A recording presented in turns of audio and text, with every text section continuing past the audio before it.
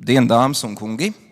Esat laipni aicināti Latvijas Universitātē. Šodien mums ir Latvijas Universitātes 83. starptautiskās zinātniskās konferences plenārsēde, atklāšanas plenārsēde.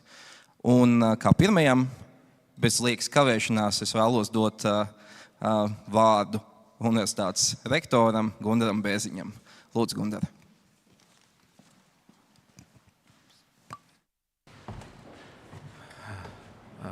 Labdien, kolēģi! Good afternoon, ladies and gentlemen, colleagues. Es gan runāšu latviski. I'm going to speak in Latvian. My language here is Latvian. Kolēģi, vēlreiz labdien! Tātad mans lielais stāsts šodien būs par vienu no, es teiktu, svarīgām tēmām, kas ir tas, kā mēs, kā Latvijas Universitāte, esam lietderīgi un noderīgi sabiedrībai. Un šajā sakarā ne tikai Latvijas sabiedrībai, arī pasaules sabiedrībai. Kā panākt to, ka mēs, kā universitāte, radam ietekmi, kā mēs to radam un kas saņem tos rezultātus no mūsu kā universitātes darbības. Un sākšu ar tādu nelielu kontekstu, kur mēs runāsim par to, kā universitātes skatās uz ietekmi, gan to mērīšanu, gan ietekmes mērīšanu, gan arī uz to, kā universitātes var palielināt savu ietekmi pasaulē, globālu problēmu risināšanā. Un mēs zinām šo ietvaru. Tas ir lielākais faktiski ietekmes mērīšanas veids vai populārākais ietekmes mērīšanas veids šobrīd pasaulē, kur izvēlās gan universitātes, gan uzņēmumi, kuri saprot, ka mums ir jābūt nozīmīgiem ar savu devumu pasaules izaicinājumu risināšanā. Vienkāršākais veids, kā to darīt, paskatīties uz ANO nodefinētām globālajiem izaicinājumiem un pateikt, šajos 3, 4 vai 5 izaicinājumos mēs mēģināsim būt tie, kas palīdz pasaulē šos izaicinājumus atrisināt. Vai, piemēram, palīdz atrisināt šos izaicinājumus Latvijā. Šis ir tāds tradicionāls veids, kā gan uzņēmumi, gan universitāte uz šo skatās. Latvijas Universitāte, definējot savu ilgtspējas politiku, arī uz to ir skatījusies, bet ilgtspējas politika ir neliela daļa no šīm problēmām. Šeit ir daudz vairāk problēmu, kā piemēram nabadzība, ekonomiskā izaugsme, ūdens kvalitāte, izglītība, nevienlīdzības mazināšana. Ļoti daudz faktoru, kas šeit ir minēti, kur universitāte var uzņemties vadošo lomu, lai risinātu šīs problēmas faktiski pasaules mērogā. Ja mēs tradicionāli paskatāmies, kā savukārt mēra un ko tad mēra un ko uzskata par zinātnes ietekmi un kā zinātne ietekmē sabiedrību, tad viens no tādiem atzītiem veidiem ir šādas 10 ietekmes faktiski virzieni. Kapacitātes un gatavības veicināšana, viens no tiem. Kapacitāte un gatavība ir tas, ko mēs ikdienā gatavojam, lai sabiedrība un mūsu dažādas jomas ir gatavas dažādiem izaicinājumiem. Izpratnes un, varētu tā teikt, nozīmības identificēšana svarīgām problēmām. Arī šeit universitāte ar mūsu dažādiem pētniekiem ar ļoti lielo dažādību iesaistās, veidojot šo izpratni par jautājumiem un sabiedrībai liekot aizdomāties par veselu rindu dažādiem jautājumiem. Attieksmes veidošana. Mūsu ļoti daudz no jums tieši strādā šī attieksmes veicināšanā, kā mēs kā sabiedrība saprotam attieksmi pret dažādiem, kā mēs attiecamies pret dažādiem sociāliem, tehnoloģiskiem izaicinājumiem. Ekonomika, tas droši vien ir visvairāk skaidrs jautājums, kā mēs palīdzam Latvijas valstī un pasaulē kļūst ekonomiski attīstītākai, jo tas savukārt, protams, automātiski nozīmē vairāk nodokļu, vairāk iespējas samazināt nevienlīdzību. Vides jautājumi, es domāju, arī tur nav ko skaidrot, tas arī visiem skaidrs. Mēs, kā universitāte, varam palīdzēt vides jautājumos. Veselība un labbūtība. Arī šis faktors mums, kā universitātei, kurā ir veselības liela īpatsvars tieši veselības pētniecības un veselības studiju, ir viens no mūsu svarīgiem uzdevumiem. Arī to zinātne risina gan farmācijas jomā, gan dažādu inovatīvu metožu jomā. Politikas veidošana. Arī šeit universitāte spēlē ļoti nozīmīgu lomu. Palīdzēt lēmumu pieņemšanā, nodrošinot zinātnisko pamatojumu lēmumiem. Vēl viens ļoti svarīgs faktors, kur universitātes var spēlēt ļoti nozīmīgu lomu. Kultūras veidošana, kultūras atbalsts, nacionālās identitātes veidošana, kas ir daļa no Latvijas Universitātes, piemēram, svarīgākajām misijām. Protams, citi sociāli aspekti, ko universitāte var risināt. Tā ir šī tradicionālā pieeja par virzieniem, un ko mēs tur skatāmies? Skatāmies divus lielākos rādītājus.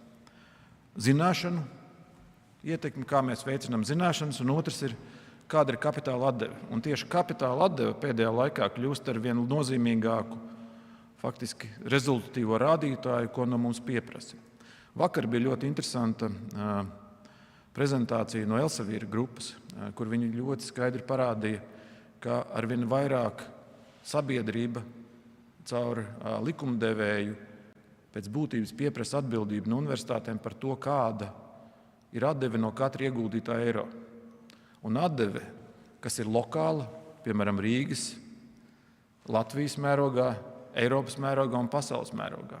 Un šobrīd jaunie, faktiski Elsavīra piedāvātās metrikas faktiski strādās pie to, ka katrai universitātei šādi mērījumi tiks piedāvāti. Līdz ar to ir skaidrs jautājums, kā mēs sevi pozicionējam šajā jomā, mērot šo atdevi un radot atdevi, kas būtu visiem vajadzīga un sabiedrībā novērtēta. Kā universitāte to domā risināt, mūsu mēģinājums tuvoties šiem konkrētajiem risinājumiem, kā šo globālos izaicinājumus pārvest konkrētās iniciatīvās, es par to tūlīt arī runāšu. Tātad pārvest, kā mēs redzējām, 17 globālos izaicinājumus, kādi ir pasaulē, uz konkrētām pētniecības programmām Latvijas Universitātē, lai mēs risinātu šīs problēmas. Tika izveidotas attīstības programmas ar lielu ietekmi, kuras es pieņemu liela daļa no Latvijas Universitātes darbiniekiem ir dzirdējuši. Šis ir kā jau teicu, izmēģinājuma projekts, kur ir 3 uzdevumi. Pirmais – sadarbības veicināšana starp dažādām nozarēm, dažādām pētnieku grupām. Universitāte ir reorganizācijas procesā. Viens no reorganizācijas mērķiem ir panākt to, ka sadarbība ir labāka, veiksmīgāka, mēs viens otru labāk pazīstam. Tāpēc viens no šiem galvenajiem uzdevumiem vai tādiem bija sadarbība starp dažādiem pētniekiem. Jo, kā mēs redzēsim tās nākošajā slaidā, faktiski problēmas nevar atrisināt tikai šauri vienas nozares ietvaros. Šīs globālie izaicinājumi aptver vairākas nozares, lai viņi varētu risināt šīs problēmas. Un šajos projektos mēs veicinājām 2 lietas. Izcilības veicināšana, tas nozīmē, tā ir sēklas nauda jaunu pētniecības virzienu attīstībai vai gatavošanās lieliem projektiem. Šis faktiski sēklas nauda, lai mēs sagatavotos lieliem nozīmīgiem sadarbības projektiem, kur mēs varētu startēt Eiropas līmenī un piesaistīt daudz lielāku finansējumu. Jo mēs ļoti labi saprotam, ka 50 000, kur mēs esam piešķīruši uz īsu termiņu, mēs nevaram atrisināt globāli kaut kādu problēmu. Bet mēs saprotam, ka tas varētu būt pietiekoši, lai uzkrātās zināšanas, iepriekš uzkrātās zināšanas varētu sakoncentrēt jaunu, radošu virzienu pieteikumam Latvijas Universitātē, kas ir pamats nākošiem projektiem. Un otrs ir Latvijas ekonomiskas izaugsmes veicināšana, ka mēs parādām sabiedrībai, ka Latvijas Universitāte dod tūlītēju labumu augstas gatavības projektu veidā Latvijas uzņēmējiem. Jo arī šis ir tas, kā sabiedrība vērtē universitātes. Tās vērtē pēc tā, kādu jau īstermiņā mēs sniedzam labumu. Viens ir tāds ilgtermiņa labums, un viens ir īstermiņa labums. Un mums jāstrādā abos šajos laika elementos. Kādas ir šīs programmas? Un ko jūs šeit redzat? Jūs redzat 9 dažādas programmas ar lielu ietekmi, un viņu struktūra ir veidota tā, ka pēc būtības skatās uz nācijas attīstības visiem svarīgajiem virzieniem. Jo iedomāties, ka atrisinot, piemēram, izglītības problēmu, par ko mēs visi runājam, mums ir valstis, kurās ir izcila izglītība, bet nav izcilas industrijas, ir milzīgs smadzeņu aizplūšanas risks. Ja tos, kurus mēs ļoti labi apmācam, viņiem nav kur sevi realizēt, savas ambīcijas realizēt šajā valstī, viņi visi pārvācās uz citām valstīm, kurās var realizēt ambīcijas. Tāpēc viena pati tikai izglītība neatrisinās problēmas. Mums ir nepieciešama, kur šiem cilvēkiem realizēt, jauniem cilvēkiem savas ambīcijas. Ja nav veselības, tad nav vēlmes un nav enerģijas šo visu risināt. Līdz ar to šeit ir mēģinājums sagrupēt jebkuras valsts attīstībai ļoti svarīgos aspektus 9 programmās. Un sākšu, mazliet iezīmēšu katru no viņām, kāpēc tieši šī programma. Ekonomikā un sociālajā attīstībā vispār ir jāsaprot viena koncepcija. Viena tāda sudraba lode, kas atrisina visas problēmas, neeksistē. Tie jautājumi vienmēr ir sarežģīti un kompleksi, un ņemot vērā to, ka ir sarežģīti un kompleksi, parasti mēs izvairamies no viņu risināšanas, jo viņi ir pārāk sarežģīti. Mēs nevaram atrast cēloņu sakarības, kuras tieši pierādītu, tāpēc zinātnieki tur nevienmēr iesaistās. Tāpēc varbūt inženierzinātnes ir daudz populārākas no likumdevēja viedokļa, jo viņas redz daudz īsāku atgrieznisko saiti. Mūsu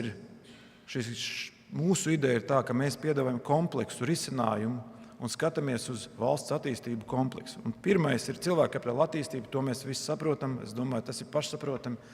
Talanti nākotnē atnesinās lielāko daļu problēmas. Bet, lai būtu talanti šeit veiksmīgi strādāt, viņam jābūt ir veseliem, mums jābūt skaidrai zināšanās balstītai sabiedrības veidošana. Tātad zināšanu radīšana sākot no bērndārza, skolas, universitātes, doktorantūras un pēcdoktorantūras. Tad šis ir tas viss komplekss, kas ir Latvijas Universitātē ļoti spēcīgi attīstīts. Tas ir faktiski visa zināšanu veidošana mūsu atsevišķās struktūrvienībās, kas šobrīd, es teiktu, ļoti aktīvi attīstās, ir iekļuvušas Times Higher Education reitingos, tieši kā pedagoģija. Tā kā šis ir ļoti labs virziens.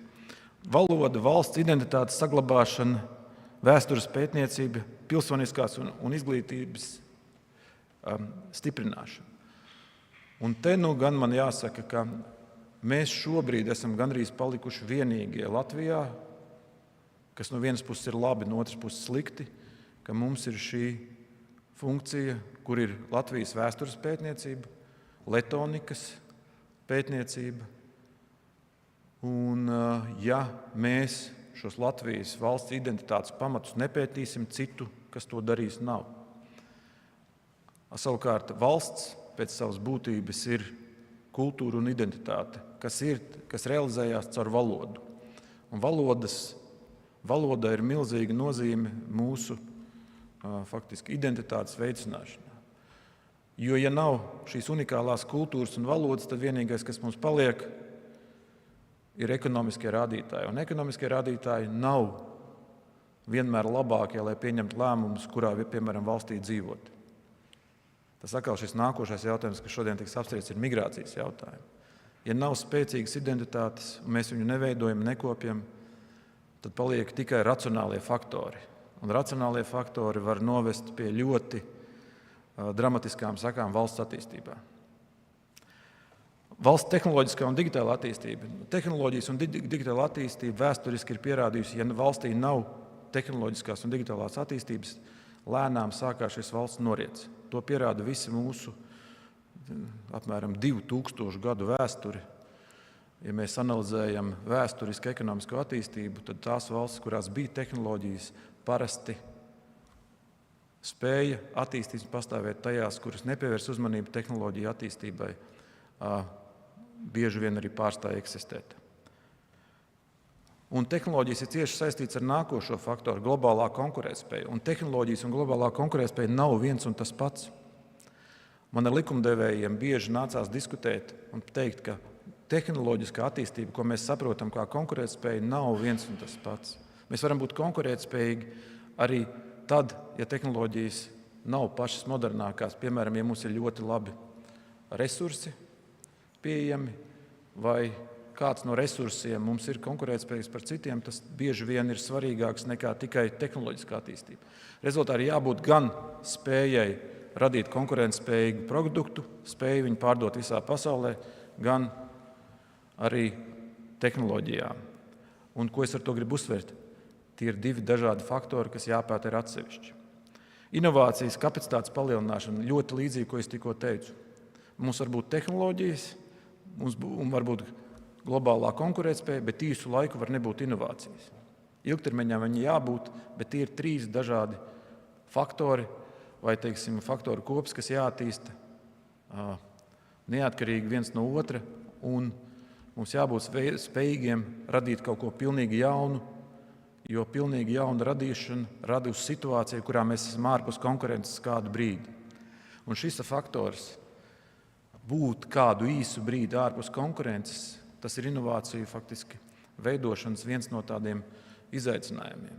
Un šādā veidā būt labākiem pasaulē ar kaut ko pilnīgi jaunu. Līdz ar to inovācijas ir trešais faktors no šo faktoru kopas, kas jāskata ir atsevišķi. Mums jābūt spējīgiem radīt tehnoloģijas, radīt efektivitāti, kas pēc būtības ir globālā konkurētspēja un produktivitāte, un radīt inovācijas, lai mēs ilgtermiņā spētu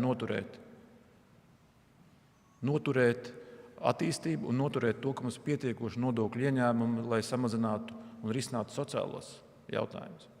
Jo bez šiem trijām lietām, kas katra attīstās atsevišķi, nodrošināt to, ka mums ir sociālas garantijas Latvijas iedzīvotājiem, nav iespējams. Valsts finanšu sistēmas un kapitāla tirgus attīstība. Atkal, finanšu sistēma un kapitāla tirgus. Atkal, kāpēc viņš ir tik svarīgs? Un svarīgs ļoti vienkārši iemeslu pēc. Ja mums nebūs veids, kā iedzīvotāji var skrāt savu kapitālu un investēt Latvijā, tad mums vienmēr būs jāsarā aizņemta kapitāla, kā rezultātā mums vienmēr nebūs atkal efektivitātes un viss pārējais. Mums jārada sistēma, kā iedzīvotāji var kļūt bagāti, nevis ļoti pelnīt daudz, bet bagāti tāpēc, ka viņi investē šeit pat Latvijā, viņi spēj krāt un uzkrāt bagātību, kuru var nodot nākošām paudzēm. Angliski tāds teiciens generational wealth.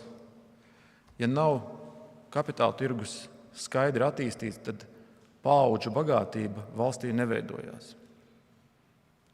Nīderlanda ir lielisks piemērs. Nīderlandē nav lielākais ienākums uz vienu iedzīvotāju, bet ir gandrīz vislielākā mājsaimniecība bagātība. Jo viņi spējuši uzkrāt un nodot vērtību nākošajām paudzēm. Un tas ir tas, pie kā ir jāstrādā, un tas ir atsevišķi jāpēta. Iekšējā drošība. Arī šis ir faktors, kas ir pierādījies. Ja valsts nerūpējas par savu drošību, kāds cits šo jautājumu atrisina ātri. Mēs atrodamies situācijā, kurā mums nav citu izvēļu, kā rūpēties par šo drošību, un universitātei ir milzīgas iespējas strādāt arī šajā virzienā. Klimata pārmaiņas un ilgtspēja, kuru mēs ļoti aktīvi pētam, ir daudz pētījumu programmas, un universitāte nevar būt ārpus šī. Es domāju, tas ir mūsu devums sabiedrībai rūpēties, lai būtu gan izpratni par šo jautājumu, gan arī pētījumi šeit uz vietas Latvijā par šiem jautājumiem. Un valsts efektīva pārvalde. Interesanti, ka daži no pētījumiem, kas ir piemēram ekonomiskajā ģeogrāfijā, ir skaidri pieauguši, ka reģionāla attīstība ir iespējama tikai tur, kur ir efektīva valsts pārvalde. Un valsts pārvalde ir cieša korelācija ar ekonomisku izaugu konkrētās teritorijās. Ļoti interesanti pētījumi, un es uzskatu, ka Latvijas Universitāte ar saviem pētījumiem arī var lielu ieguldījumu dot tieši šajos jautājumos. Tāpēc ir šāda veida programmas, tāpēc mēs tajās veidojam un faktiski piedāvājam mūsu pētniekiem tur startēt un ar šiem jautājumiem šos jautājumus arī risināt. Tātad ir izmēģinājuma projekts.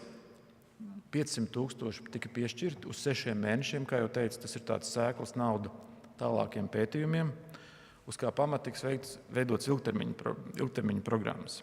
Un šobrīd, ja jūs redzat, kas ir uzvarējuši šajos projektos, redzat ļoti lielu dažādību, kā mūsu cilvēki ir izpratuši šos jautājumus, par kuriem es tikko stāstīju.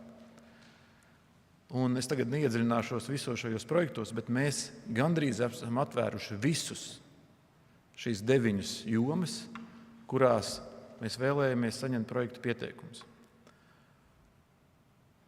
Šis ir pirmais mēģinājums, strādāsim, pilnveidosim šo programmu, bet es uzskatu, ka universitāte savas misijas ietvaros zinātnei un tēvzemei ir tieši tā institūcija, kura nodrošinās gan to, ka Latvija var būt zinātnē priekšgalā pasaulē, var būt līderis dažādās jomās, un Latvija risina sabiedrībai nozīmīgas problēmas un palīdz veidot sabiedrību gan labklājību, sociāli atbildīgu un tādu, kas ir gatavs nākotnes izaicinājumiem.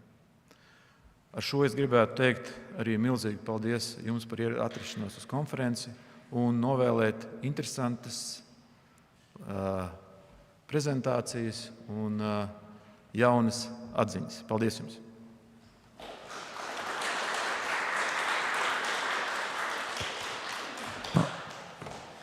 Paldies rektoram par ievadu uzrunu un izklāstu tam, kā mēs redzam universitātes šīs kopsavalkošās aktivitātes, un, godīgi sakot, mēs redzam to arī kā tādu centrālo asu Latvijas Universitātes konferencei arī nākotnē. Skaidrs, ka šajā brīdī tas ir pašā sākumā, bet konferences notiek katru gadu, un arī šogad ir jāizceļ kāds temats. Mēs redzam, ka šādi temati, kad mēs redzam, ka ir kāda lielāka aktualitāte, varētu nonākt kā plenārsēdes tematika. Un šogad mums ļoti veiksmīgi viena no šīm 2 lietām, ko izceļam, kā reiz zinātniskā izcilība, piespēlēja burvīgu iemeslu parunāt par ļoti svarīgu starpdisciplināru tēmatu loku par migrāciju. Un tas iemesls bija neviens cits, kā ļoti forša ziņa decembrī, ka Latvijā beidzot pēc 10 gadu pārtraukuma kāds no pētniekiem ir ieguvis Eiropas pētniecības padomes grantu, konkrētāk ekonomikas un sociālo zinātņu fakultātes tenūrprofesore Inta Mieriņa ieguva konsolidātoru grantu un turpmākos 5 gadus starptautiskas komandas sastāvā, veidojot starptautisku komandu, varēs risināt jautājumus par Krievijas kara Ukrainā kontekstā, veidot sabiedrības attieksmi pret migrantiem kopumā, teiksim tā, atšķirībām un to iemesliem. Un tas mums deva burvīgu iemeslu arī šo plenārsēdes tematiku veltīt migrācijai. Tūliņ sekos Intas priekšlasījums, un pēc tam, saprotot, ka šī ir starptautiska konference, ir vērtīgi paskatīties arī no citiem skatu punktiem, un tāpēc man prieks, ka mums būs 2 starptautiski runātāji no apvienotās Karalistes un Polijas, kurus arī pēc tam arī pieteikšu, bet šobrīd tad aicinu Intu dot mums priekšlasījumu par migrantiem un bēgļiem, paradigmas, maiņa un Eiropas cietoksnis. Jā.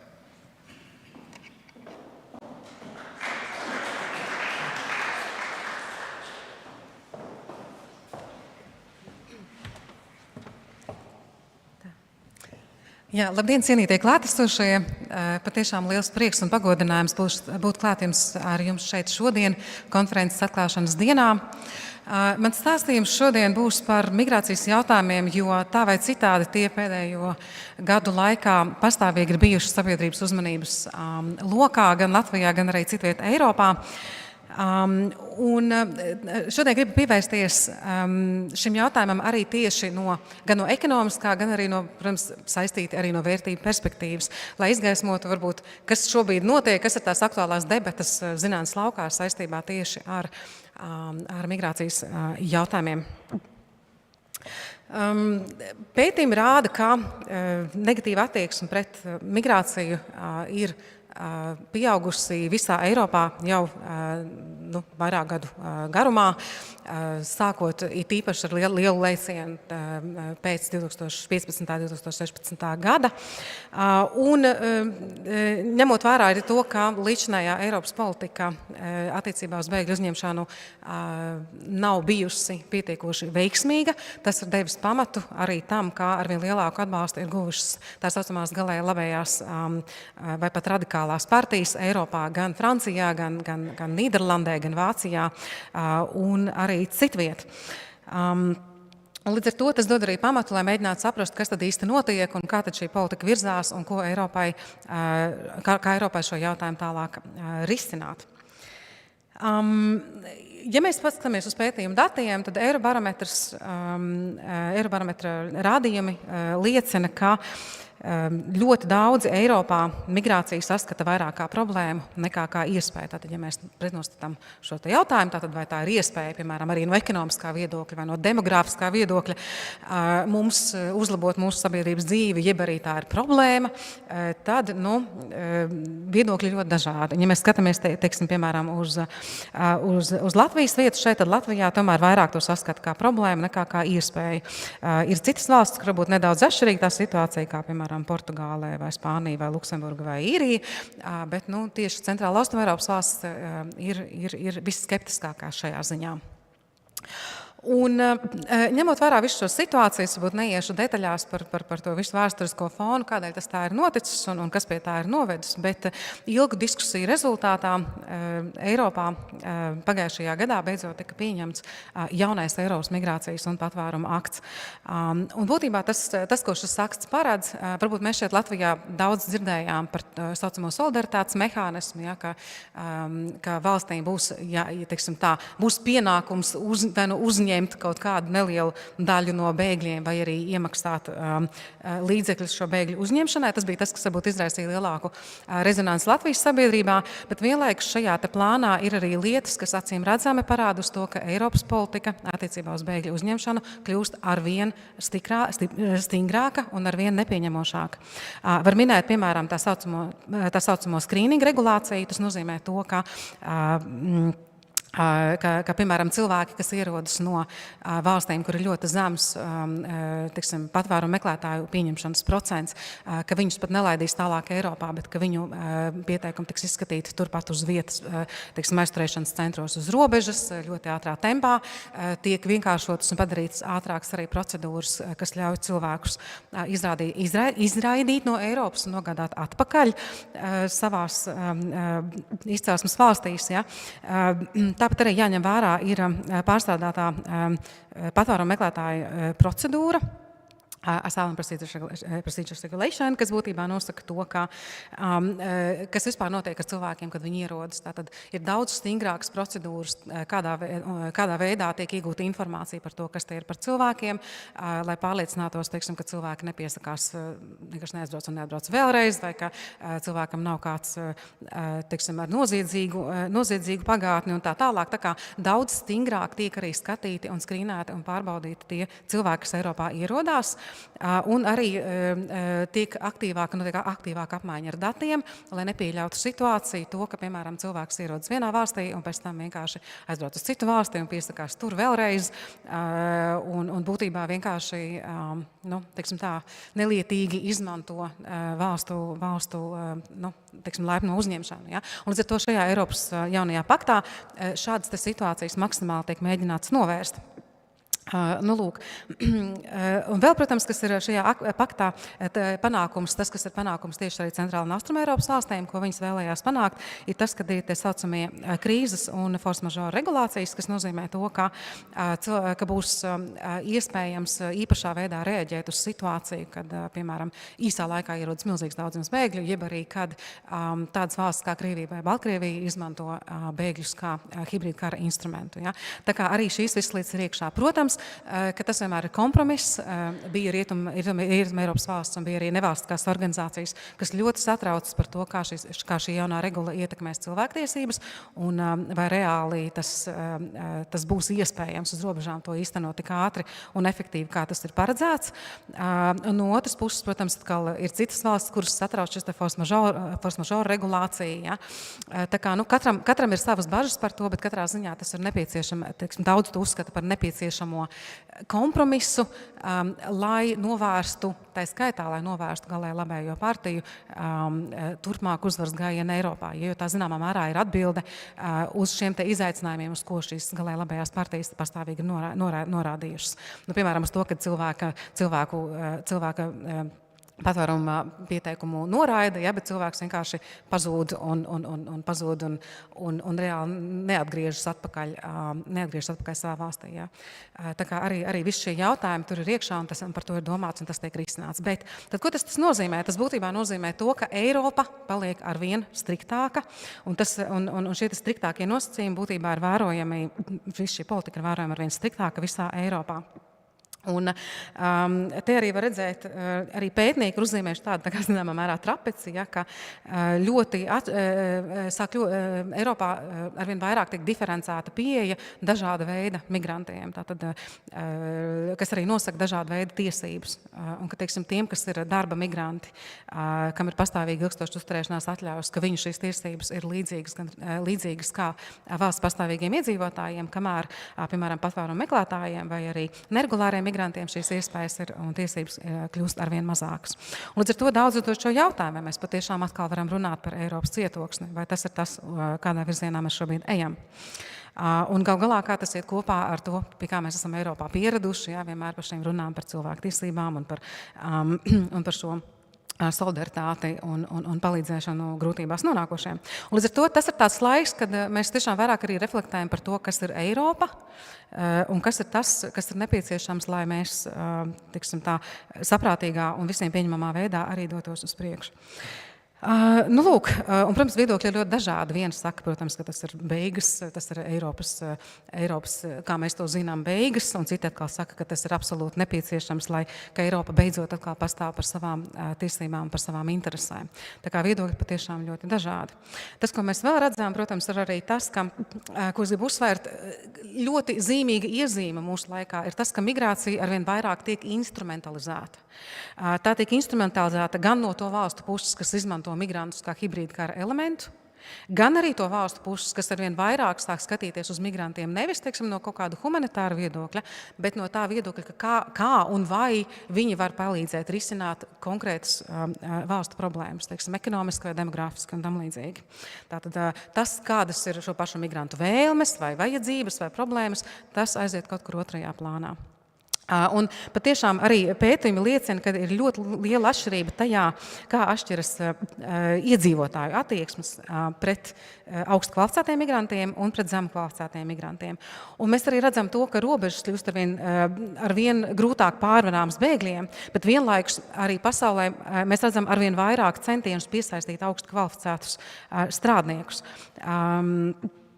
Un arvien vairāk arī gan Eiropas līmenī, gan arī atsevišķu valstu līmenī mēs redzam talantu piesaistes programmas. Piemēram, Eiropas līmenī arī jaunajā migrācijas paktā ir paredzēts tā saucamās Eiropas talantu partnerības programmas, kuru ietvaros Eiropa un konkrēts valsts varēs piesaistīt sev nepieciešamo darba spēku sev nepieciešamajās jomās. Tātad ar vienu roku mēs tā kā vairāk grūžam prom patvērumu meklētājus, un ar otru mēs kļūstam arvien atvērtāki darbiniekiem, ko Eiropa atzīst par sev nepieciešamiem. Ja? Un tādā ziņā Eiropas pieeja arvien vairāk tuvinās tai, kas līdz šim ir bijusi, piemēram, ASV, piemēram, Austrālijā, Kanādā un citās. Lūk, ja mēs skatāmies tieši uz centrālu un austrumu Eiropu, tad visās šajās valstīs politika vienmēr ir bijusi vairāk atvērta un ar lielu uzsvaru uz atgriešanās veicināšanu, bet arī šajās valstīs, tā pašā Polijā, Ungārijā, Rumānijā, valstis, ko mēs tipiski zinām kā tādas, kas ir bijušas pret migrāciju, arī šajās valstīs.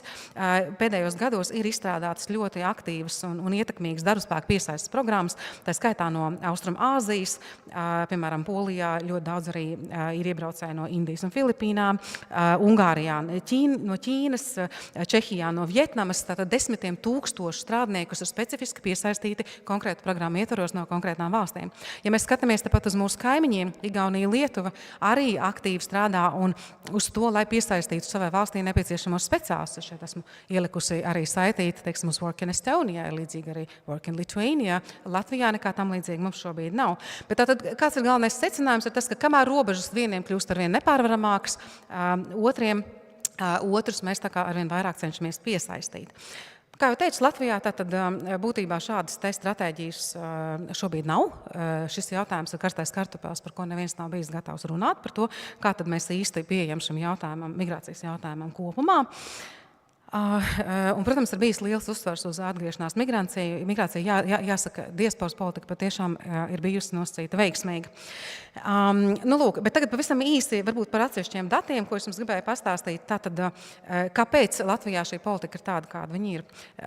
Un jāsaka, lielā mērā tā ir reflektējis, ir atainojis to, kādas sabiedrībā, lielā daļā sabiedrības šie noskaņojumi ir. Pirmām kārtām tātad jautājums uzdots Eirobarometrā par to, cik jūs jūtaties komfortabli ar imigrantu. Jautājums bija par dažādām pozīcijām, teiksim, kā draugu, kā kolēģi, kā prezidentu vai vienalga dažādās pozīcijās. Un tas, ko mēs šeit redzam, ir tas, ka tie procenti, cik jūtās komfortabli visās situācijās. Un īstenībā Latvija šeit ir vienā no tā kā apakšgaliem, jā, līdzīgi arī Igaunijai un Lietuvai, ka mums tomēr sabiedrība ir diezgan konservatīva šajā ziņā un nav gatava pieņemt migrantus, teiksim, dažādās lomās. Pretstatā, piemēram, dažādām Dienvidu Eiropas valstīm, Nīderlandē, Zviedrijā, Luksemburgai, Francijai un tā tālāk. Interesanti ir arī tas, ka pētījumi liecina, ja runā par to, ka, piemēram, vai, ja ir, teiksim, ja darba vietu ir maz, vai būtu jādod priekšroka savējiem pretstatā imigrantiem. Un šeit mēs redzam, ka Latvija, Lietuva, Igaunija spēcīgi kontrastē, piemēram, ar Ziemeļvalstīm. Un uzskata, ka jā, ka tur ir vairāk šis etniskais, teiksim, nacionālais šovinisms, teiksim, ja, ka iedzīvotāji uzskata, ka noteikti būtu jādod tomēr priekšroka vietējiem šādā te situācijā. Līdz ar to būtībā tas, kas ir būtiski, ja valstī ir resursu stress, jo vairāk tas arī palielinās negācijas pret iespējamiem iebraucējiem un konkurences sajūtu.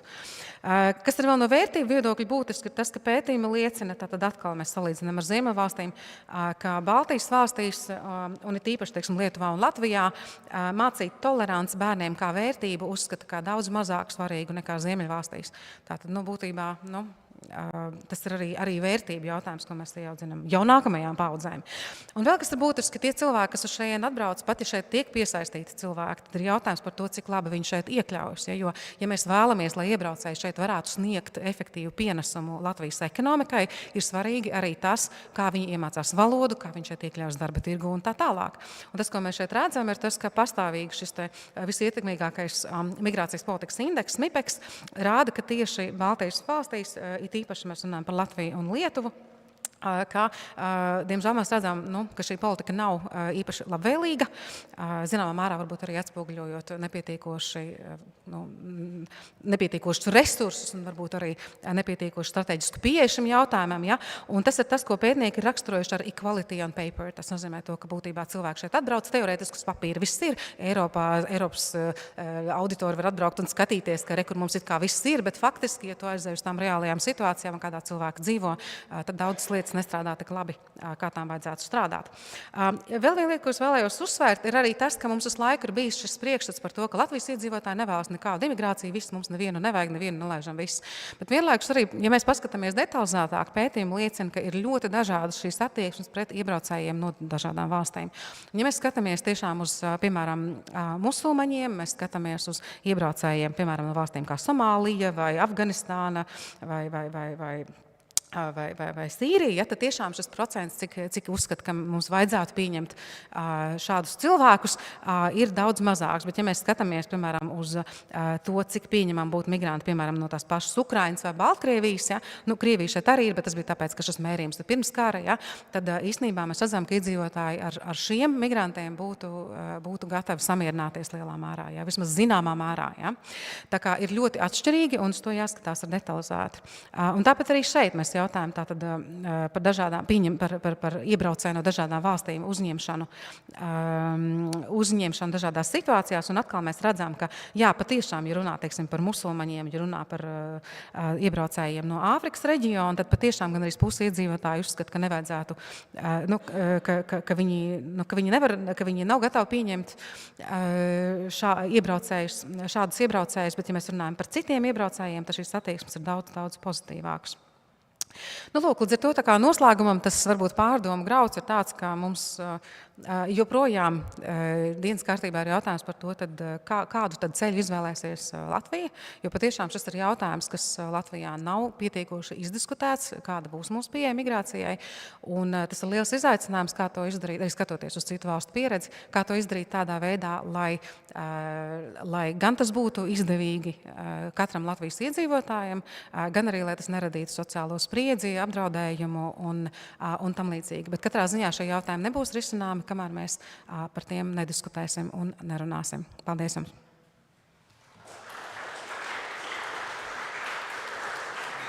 Liels paldies profesorai Mieriņai, bet Inta vēl nemūc, mums ir iespēja zālē pajautāt kādu jautājumu. Pēc programmas kur ir? Vai var palūgt mikrofonu nogādāt? Jo pēc programmas mums ir paredzēts, tā kā... Paldies, Maikā. Paldies par lielisko prezentāciju un vēlreiz apsveicu. Mans jautājums tāds, vai esat pamanījusi kaut kādā mērā līdzīgi, kas bija vienā no slaidiem, ka vai tā ir iespēja vai problēma. Un, teiksim, skatoties uz klimata pārmaiņu, instrumentu ieviešanu, zaļo kurs arī vienmēr tas jautājums, tā ir iespēja vai problēma. Vai jūs esat pamanījusi vēl kaut kādā mērā kaut kādas līdzīgas lietas, bet pavisam atšķirīgos procesos? Vai jūs redzat kaut kādas paralēles tajā, ko jūs pētat ar kaut ko citu, kas šķiet tā kā sasaucās kaut kādā mērā? Kā jūs domājat, vai tā ir iespēja vai problēma? Tādā ziņā viens no slaidiem bija, ka redz to migrāciju kā iespēju vai kā problēmu, un tad līdzīgi mēs, ja apskatāmies uz citām lietām un procesiem, tad arī mēs Latvijā vairāk tās lietas redz kā problēmu, nevis kā iespēju attīstībai vai kaut kādām pārmaiņām. Un tad, jā. Tā tas ir. Zināmā mērā varbūt patiešām uz to var skatīties kā uz tādu mindset, ja tā var teikt, tādu tā kā, ierastu skatījumu, kas mums šeit ir. Ja? Un mēs vienmēr ļoti problematizējam dažādas jautājumus un vienmēr tā kā plēšam matus un viss ir briesmīgi un šausmīgi.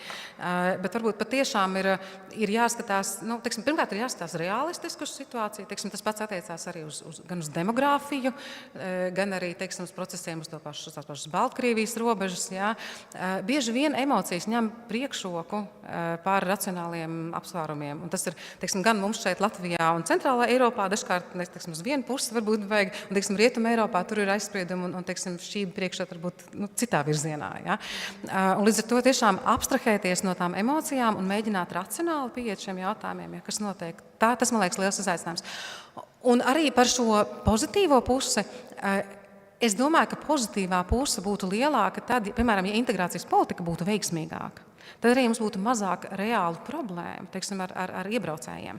Ja? Jo, piemēram, ja cilvēki, ja iebraucēji šeit paliek bez darba un patiešām dzīvos pabalstiem, un patiešām tagad viņiem nav ko darīt un tam līdzīgi, ja? Tā ir problēma. Bet vienlaikus, ja mēs, būtu veiksmīgāki, dodot katram iespēju būt latviešu valodu, palīdzēt iekārtoties darbā un tā tālāk, kad viņi tiešām var ieguldīt Latvijas ekonomikā, es domāju, tās attieksmes arī varētu mainīties. Un tā ir pieredze, ap citu interesanti, ko mēs varam mācīties no Dānijas. Jo pirmā lieta, ko viņi dara, viņi mēģina pa taisno integrēt migrantu darba tirgū. Un faktiski visa integrācija notiek caur ekonomisko pusi. Fantastiski, liels paldies par atbildi.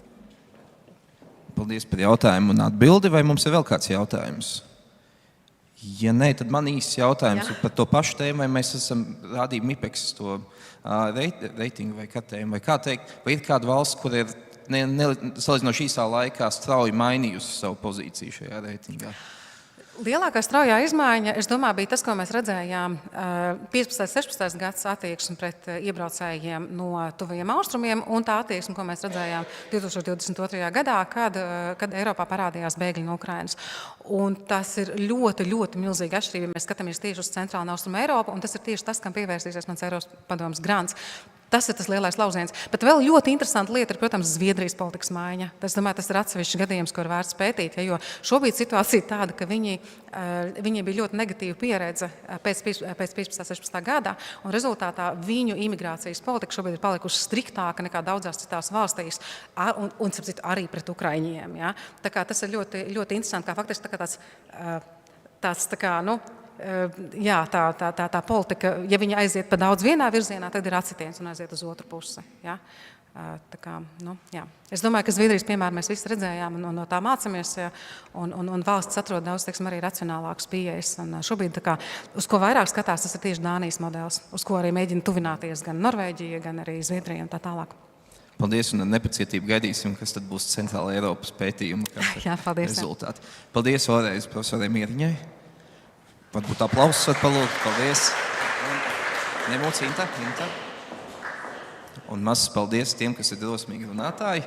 Tā kā šī ir starptautiska konferences, kā minēju, mums ir starptautiski viesi, un mums vēl ir jāpārliecina starptautiskā akadēmiskā kopiena iemācīties latviešu valodu visiem.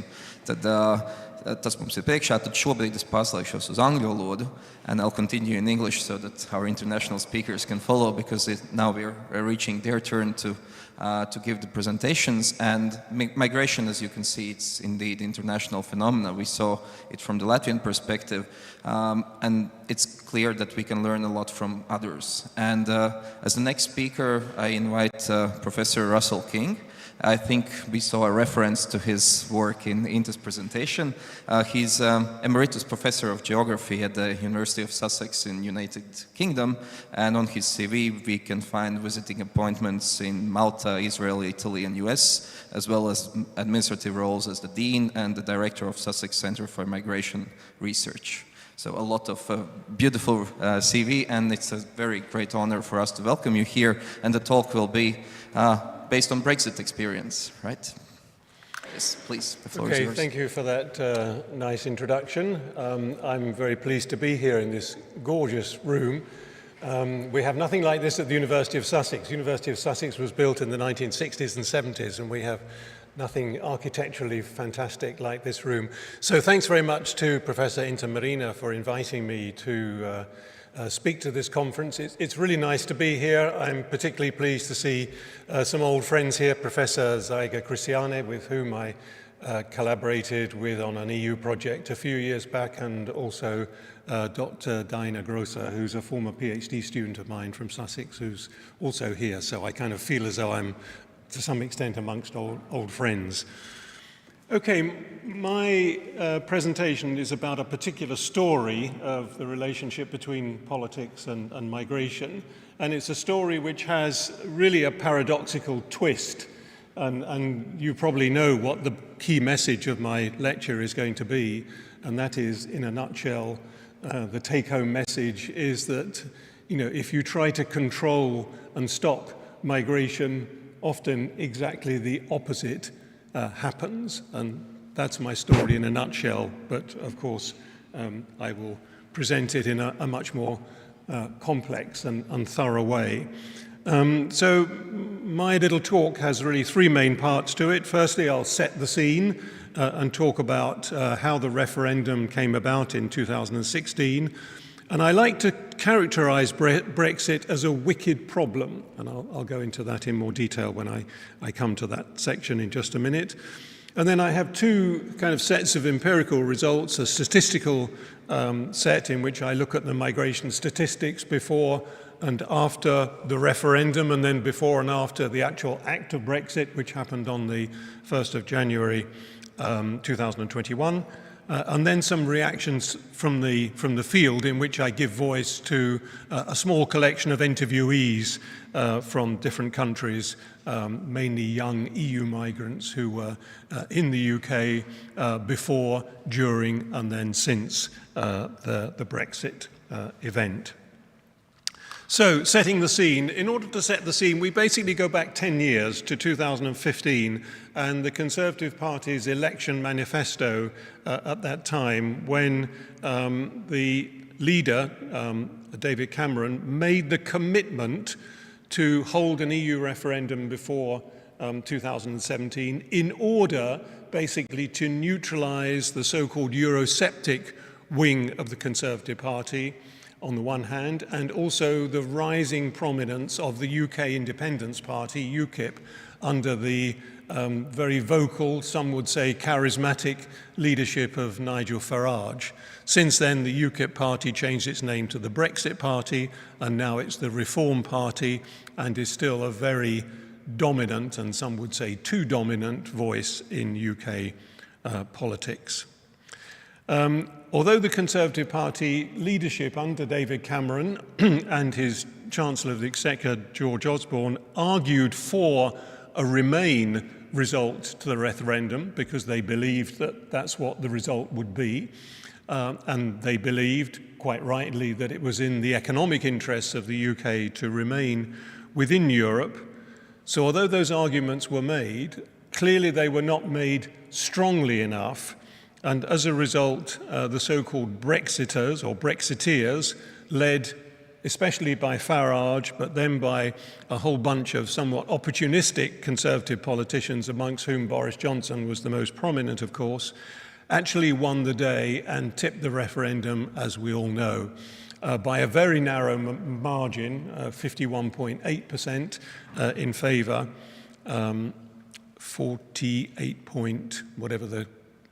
47.8% against. And it went the way that most people did not expect it to go. Crucial in that result, apart from the loud voices of Farage in particular, were the role of the mass media, and in particular the tabloid media. We have these particular types of newspaper in the UK, the Daily Mail in particular, but also the Daily Express and the Sun, that day after day in the weeks and months leading up to the referendum screamed headlines day after day, great big headlines in massive letters, which mobilized a whole series of anti-immigrant tropes, which I'll kind of detail those on the next slide. As a result of which, as we all know, the referendum went the way that it did. The geography of the results is quite interesting. England and Wales both voted to leave, but Scotland, by a quite significant majority, 60%, voted to remain, and also Northern Ireland, by a somewhat smaller majority, voted to remain as well. If we move down the geographical scale more to sort of localities, then large cities, and particularly university cities, voted heavily to remain, in some cases up to 70-80%. In the case of Brighton, for example, which is where my university is located, and which has a long reputation as being a city of alternative, diverse lifestyles. Whereas on the other hand, rural areas, small towns, small rural towns, and many post-industrial towns voted strongly to leave, again up to 70 and 80% votes in some of those places. A town like Grimsby, for example, an old fishing town on the east coast of England, voted very heavily to leave. So the Brexit result was partly, but not wholly, about immigration. It was not so much about leaving the EU. It was, if you like, manufactured and manipulated around the issue of migration, which of course is the key for this series of presentations. And so a moral panic was created over so-called uncontrolled immigration. And if there's one image which sums up this moral panic, which was very sort of popularized in a negative way during that time, then it's this image here of Nigel Farage standing in front of this, again, manufactured poster of a whole bunch of thousands of immigrants supposedly queuing up to get into Britain. And also look at the way that Farage is standing with his legs splayed in a typically sort of right-wing aggressive male pose. We call this man-spreading in English. It's a sort of manufactured word, but there we are. So going back to the previous slide, amongst the many kind of metaphors and tropes that were mobilized, particularly in the tabloid headlines, but also in sound bites by people like Farage and Boris Johnson, were military metaphors. So the UK was portrayed as being under siege from an invading army of immigrants coming from the EU, but also from outside. This army was often characterized as a flood, so there were like water-based tropes like floods, waves, and so on coming in with the indication that it was somehow unstoppable, as a flood is. Then there were also criminalizing references and references to drug dealers, rapists, and so on. And finally, there were many allusions to threats to national identity. So phrases like, you can't hear English spoken on the streets anymore, everybody's speaking a foreign language, and so on. And of course, these are very familiar tropes, aren't they? I mean, those of you who have followed with probably a sort of sinking feeling the recent events in the United States will have seen these same tropes mobilized by Trump and his political allies as well. And as well as these kind of fear-mongering tactics, the discussion over numbers was also very heavily kind of referenced around a statement made by Cameron to the Conservative Party as part of its manifesto to reduce annual net migration to the tens of thousands. That means below 100,000 per year. And that became a hostage to fortune because it was a target that was repeatedly raised, repeatedly vocalized, I should say, and yet never achieved, and in the near future will be highly unlikely to be achieved as well. So I like to characterize Brexit as a wicked problem. I don't have much time within the time that's allocated to me to talk about the theory of wicked problems, but the notion of a wicked problem basically comes from planning theory and from planning literature, and it regards problems which are not so much wicked in terms of moral terms, although in fact this one is an immoral problem, as I'll come on to say in just a minute. But it's a wicked problem in terms of its logic, in that it's a difficult, intractable, impossible problem to solve. And not only that, it generates new problems as it moves along. And I think Brexit is a perfect example of a wicked problem in that it is unique. It's difficult to define exactly what it's about, and it's without precedent.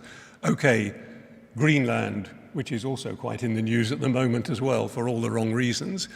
Greenland held a referendum way back to leave the EU, but that's a slightly separate issue. So a wicked problem is one which has many stakeholders with radically different views as to exactly what the problem is and how it might be solved. And every wicked problem can be, I'm just reading here obviously, can be considered a symptom of another set of problems. And that's exactly what Brexit was. It was not just about leaving the EU, it was about a whole series of other issues around migration, around people feeling alienated from the political process, about growing inequality in the UK, about the after effects of the austerity policies of the Cameron-Osborne government, and so on. And the final thing is that solutions to wicked problems, to the extent that they exist, because one of the characteristics of a wicked problem is partly that it's almost impossible to solve, but as you try to solve it, it actually creates other problems which work themselves out further down the line. And so Brexit also is an immoral problem in my view as well, because it was based to a large extent on exaggeration and indeed in some cases outright lies, promises that were given but never materialized, and therefore it becomes wicked in a moral sense too. Okay, now let's look at the statistics. Now I move on to the sort of empirical part of my presentation. I've already given you the clue, and you probably know some of these statistics anyway, and I can talk around this graph. So we see a gradual increase in net migration from the 1990s through to the 2000s, and we see a bit of a jump happening around 2004, which of course is when the first accession of the so-called A8 countries happened, including Latvia, and Britain, along with Sweden and Ireland, was one of 3 countries that immediately opened their labour markets unrestrictedly to an influx of migrants from those countries, indeed from all EU countries. And we see, particularly as a result of the scale of Polish migration, net annual migration going above 250,000 for a sequence of years following 2004. Then we see a slight dip as a result of the 2008 global economic recession and the imposition of what was called the hostile environment towards migrants implemented by the then Home Secretary Theresa May, later Prime Minister Theresa May, around 2011-2012. Then there's a slight change in the way in which the methodology of the figures were collected, that vertical line down the middle there. After that, the figures are collected on a quarterly rather than annual basis, and the figures then become rolling means for each year.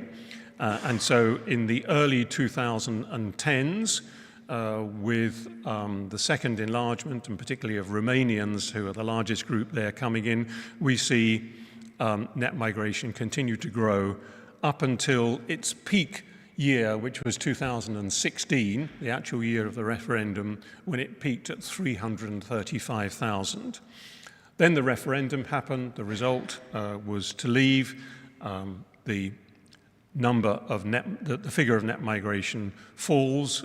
It increases a little bit. Then COVID comes along in 2020 and 2021, and the figure plummets down towards 0.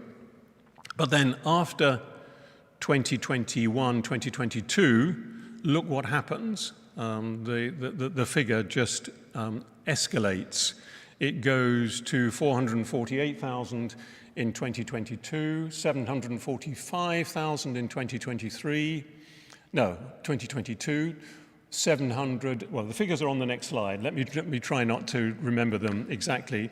They're at the bottom of this slide. 488,000 in 2021, 745,000 in 2022, 906,000 in 2023, and for the most recent year, which is the 12 months ending June 2024, it was 728,000. So those are the figures which lie behind that profile. So in a nutshell, what has happened is that despite the whole hullabaloo about controlling migration, which was at the core of the Brexit vote, what has happened? Net migration has tripled, not just doubled, but tripled from its sort of plateau average of around 250,000 to 300,000 before Brexit to exceed 900,000 in the last complete year. So the rest of that slide basically sums up the interpretation of those figures that I've just given. So who are the new immigrants, given that EU migration has been kind of controlled and suppressed, and a considerable number of EU migrants have in fact migrated to their home countries, to the Baltic countries, to Poland in particular, less so to Romania and Bulgaria, because those countries still have economic issues which it's not so easy for migrants from those countries to go back home, and I'll open up that little debate when I look at some of the interview data. So what we see with the cutting off of free movement from within the EU is a resurgence of migrants from older established former British colonies. So the key areas now are the South Asian countries of India, Bangladesh and Pakistan, and the African countries of Nigeria, Ghana, Zimbabwe and many other countries as well. But those 6 are the kind of key, plus some selected recruitment data, flows according to the data from places like the Philippines and Indonesia to do specific jobs in the health sector or in agricultural harvesting. And of the 1.2 million who arrived in the 12 months, but this is the gross figure. The figures I was quoting on here was net migration, but you'll notice on that graph that there are two lines, the net migration figure, which is the red one, and the total arrivals figure, which is the blue one, which peaked at 1.2 million in the last 12 months to June 2024. 86% were from non-EU countries, whereas during the pre-Brexit period, most of the immigration was coming from within the EU. So not only have the numbers changed with this tripling, but also the geography of supply has changed quite dramatically as well. And this is legal migration. These are people who were given visas for work or study or family reunion, or in some cases humanitarian, because we also had a considerable inflow from Ukraine and from Hong Kong at that time as well. So we see this enormous increase based around the drivers that I've indicated there. So what was the reaction? Because, of course, the Conservative government was still in power at that time, and only in the last 6 months has Labour taken over. Well, the reaction, as you can imagine, was shock and horror, and a sort of set of diversionary tactics in order to try to persuade the British public that the Conservative Party, the government in power, was doing something, and therefore there was a focus which was in a sense not really justified on the issue of small boats. The next slide sort of illustrates this. Every press conference that Rishi Sunak, who was the final Prime Minister in this sequence of rapid-fire Prime Ministers. We had 4 Prime Ministers at this time. We had Boris Johnson, well, we had Cameron, who resigned at Brexit, then we had Boris Johnson, then we had first we had Theresa May, then we had Boris Johnson, and then for a few weeks we had Liz Truss, and then we had finally Rishi Sunak. And so his mantra was that we have to reduce migration by stopping the boats, and of course those who came in by boats only accounted for a tiny percentage, about 8% of the total net migration. And the other aspect of this policy was to what I call performative cruelty. I don't know whether I've invented this term or not, but we see it, I mean, in many parts of the world. We see it in the United States currently as well, whereby the government tries to persuade the voting public that it is in control of the situation and that it is treating migrants harshly. It's trying to stop the small boats, and it's putting people on these kind of things. This is the Bibi Stockholm, which is a repurposed container barge which was moored off a remote part of the south coast of England, and asylum seekers waiting for their claims to be processed were put into this huge sort of floating, not really floating hotel, it's more like a floating prison. And it was regarded as completely unsafe. The fire service condemned it as being completely unsafe in the event of a fire. The water supply was contaminated, so there was Legionnaire's disease. One of the inmates committed suicide, an Albanian asylum seeker committed suicide.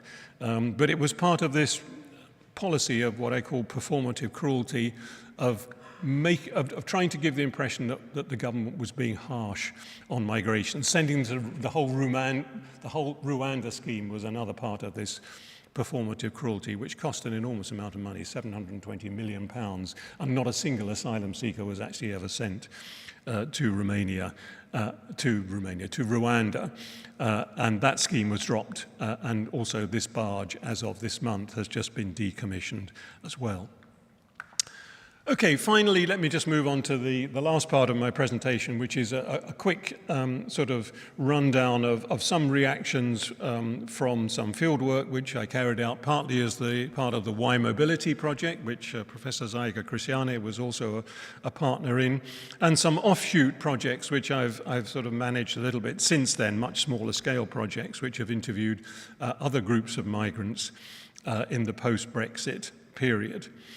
And basically, the voices from the field I've categorized under three sort of stages, which are at the bottom of that slide. Firstly, the reaction, shock, horror, rejection, victimization of EU migrants who experienced the referendum and how they felt as a result of it. Then a phase of sort of resistance and adaptation. And then finally, a stage of deciding whether basically, should I stay or should I go? Should I stay in the UK or should I return to my home country? So given the time constraints, I'm not going to read out all of these slides, but you can just simply, they're big enough for you to read yourself. People were shocked by the feelings of basically being rejected. They were turned from people who were European citizens and enjoyed the free right of movement into victimized immigrants who were no longer who no longer wanted and no longer belonged. At least that's how they felt. And so these three interviews from Poland, Italy, and Bulgaria give different nuances, some rather blunt, as in Adam, who simply said he felt pissed off, to Nikolai from Bulgaria, who gives a somewhat more kind of sophisticated interpretation of the result. And then a sort of second stage where the migrants become the free movers, although no longer free movers, become resigned, and they start to adapt and resist. And Gabriella at the top articulates part of this, that she is sort of resisting the idea that she has come to the UK to steal jobs from British people, and the next interview, Elisa, also Italian, points out to her interviewer, or to British people as a whole, by saying, but I have 27 other countries that I can go to. You, stupid British person, where can you go as a free mover? You can't go anywhere because you've lost your free right to your right to free movement. And then Agata from Poland is here playing into the narrative of you need to get qualified and become a skilled migrant worker in order to be able to get the points in order to stay in the UK. So she talks about improving her qualifications, learning the language in order to fulfill the high-skilled label, which is one of the ways of being able to enter into the UK nowadays. And then the final of these three sort of stages, exit and return. So Elisa again says that she initially thought about staying in the UK, opening her business, buying a flat and staying put and so on, but now she doesn't see the point of all that. Danny from Bulgaria worries about the idea of going back to Bulgaria because for him it's still a difficult country to build a life in, and so he's probably going to stay in the UK. And then Kasia from Poland, who I remember interviewing myself, this was an interview that's very fresh in my mind, talks about having the two options. She would be quite happy to stay because her kids were born in the UK and are now in schools. But on the other hand, it won't be the end of the world if she has to go back to Poland, because things nowadays are not so bad in Poland compared to how they were, let's say, 10 or 20 years ago. And so finally, some sort of concluding thoughts. Brexit was launched on the basis of a whole bunch of promises which were not just to do with controlling our borders and controlling immigration, but also that it would unleash an economic boom and a trading boom, Vast amounts of money which we had paid into the UK would now be free to be invested in the National Health Service. Boris Johnson had a bus which he drove around the country which had the slogan 350 million now available to invest in the National Health Service. None of those promises have actually been realised. And as a result, the majority of voters, as far as one can tell from survey polls, now regard Brexit as a failure and as something that is regretted. But the appetite, I mean, both from the political classes, if you like, and maybe from the population as a whole, is not really for another referendum. It's kind of ironic that shortly after the referendum, Keir Starmer, who was then, of course, the leader of the opposition, campaigned vociferously for a second referendum. Now that he's in power, that campaign for a second referendum has been quietly put to one side, and in fact, he hasn't even come close to committing to things like joining the single market or the customs union, or even, as yet, committing to a resuscitation of some kind of free movement scheme. We've rejoined Horizon, but we haven't rejoined Erasmus, and we haven't taken on board something which is being discussed at the moment, which is some kind of free movement. In the meantime, the UK population probably now has a more positive impression of immigration, and although the population is actually very polarised, but some opinion polls suggest that we are more favourable towards immigration than we used to be.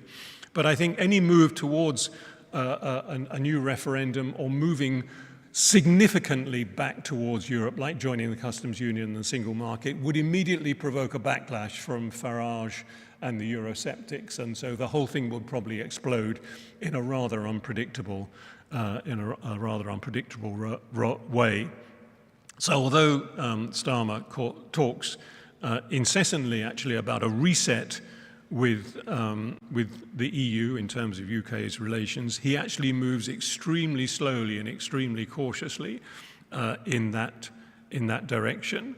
And of course, the other side of the coin is, what would the EU reaction be to the UK wanting to rejoin in some shape or form along those various lines, from the customs union, the single market, to a full rejoining. And there's a couple of quotes there from Ursula von der Leyen and Donald Tusk that I referred to as well. So those are the references that I've referred to in my talk, and thank you very much. Thank you, Professor King. Maybe let's see if we have any question towards Professor. Will help with that. Yeah. Yes, that'd be the easiest. Do we have any question from the audience? We have from Inta. I guess I can give mine. Yeah, thank you for the really fascinating presentation. I was wondering, thinking about the migration management policy in the UK, to what extent did the government actually try to limit? Yeah. I was wondering, to what extent did the government actually try to limit migration, or it's just like performative, in a sense that it's clear that the majority of people who arrived did not arrive on boats, you know. It's clear that the sources are completely different, but did they do actually anything to actually limit the immigration and to fight this wave, or is it that they're just not interested because they realize that they need these workers for the NHS and for on the farms and stuff? Like, do you see any discrepancy in that? Thank you. Yeah, thank you, Inta. That's a great question, and I can answer it. There's a sort of maybe two levels at which I can answer it. The first answer is that enormous increase in migration that occurred after 2016, which was fully endorsed by the Conservative government, demonstrates a fundamental principle about migration, which is that it's economically driven.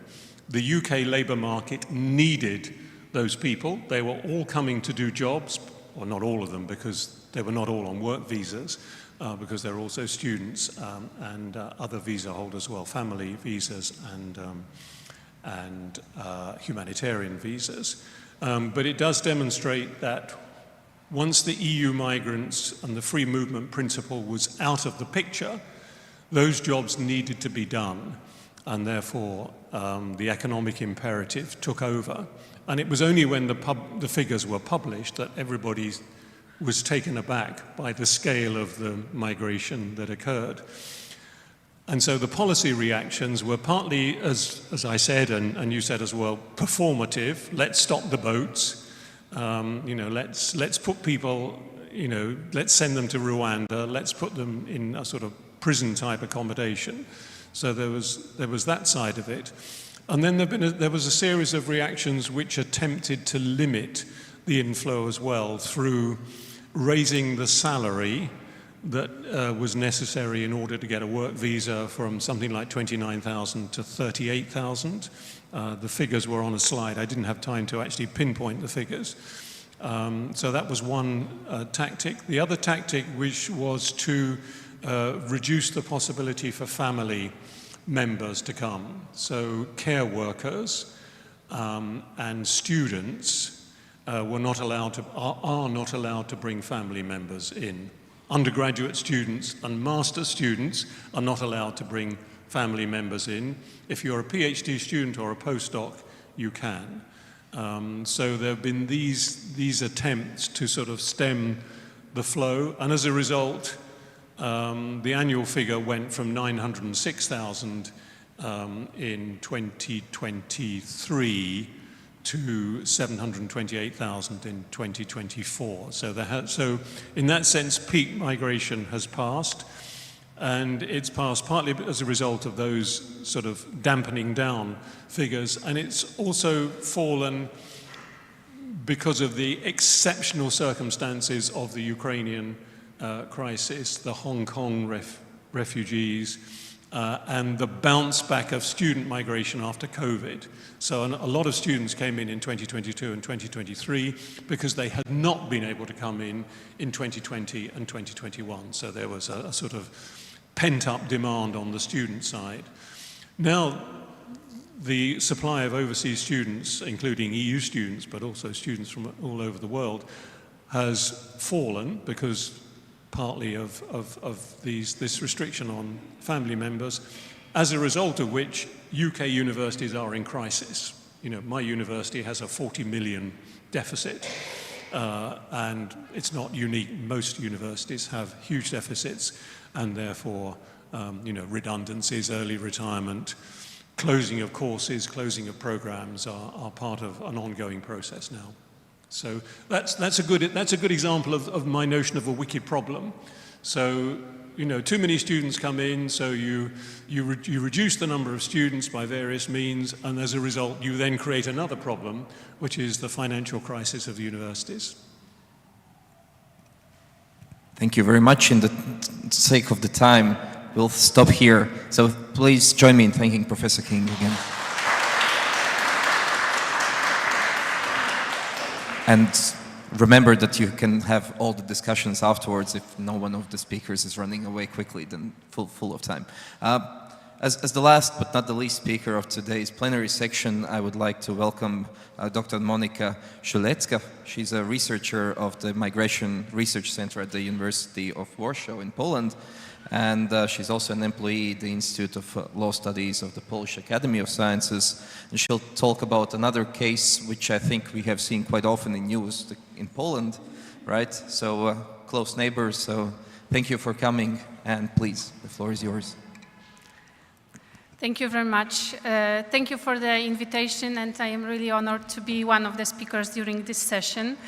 I must admit that I will speak about migration mechanism, migration control, and the Polish case, and I didn't consult my slides with Professor King and Inta, but to be honest, I will refer to many issues that were discussed or presented earlier, and I have also a question: what will happen in the case of Poland if we follow the example of the UK? So first of all, I I will refer to to factors that determine the reality, migration reality and migration policy in Poland. I will present Poland, speak a bit about Poland as a new immigration destination, and refer to two main factors. These two main factors are usually noticed as factors that changed, that has the biggest impact on migration realities and policies in Poland, which is the war in Ukraine, the first one, and the second one, the increased migration pressure at the Polish-Belarusian border. And I will end with discussing current challenges and current policy statements. So I will present the needs regarding migration and migration policy and the obstacles that are visible in this respect.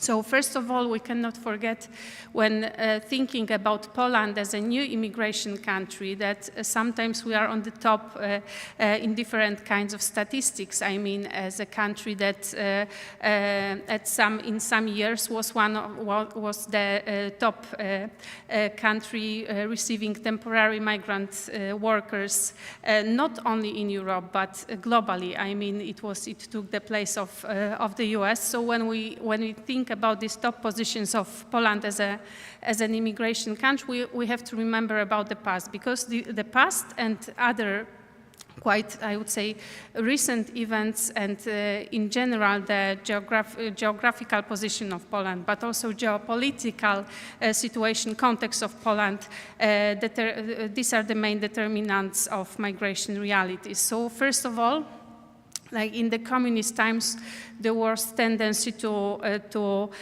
increase the homogeneity of Polish population, but in the past, when sometimes Poland was not even on the map of Europe, we had the experience of ethnic and cultural diversity. So sometimes in nowadays discussions we come back to this issue that cultural or ethnic diversity is not very new because of the past of Polish history, which included changes of the borders, resettlements, and so on.